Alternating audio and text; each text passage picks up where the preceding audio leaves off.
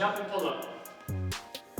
Alright guys, so key points of performance as we get into another pull-up variation. So we got the jumping pull-up today. Make sure you have a box or whatever you're using, plates, sandbags, to get you up to the appropriate height.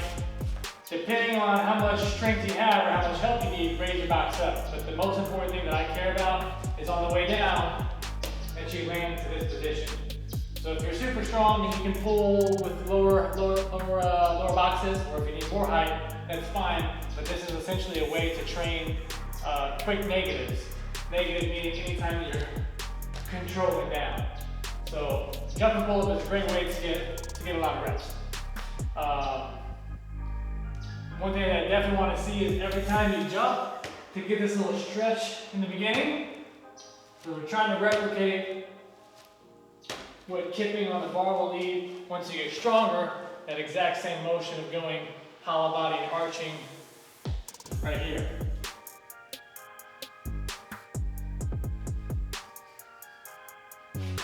So replicate that now while you're practicing less strength, but notice this is just about the same movement mechanics. Pull up, chin has to go over the bar.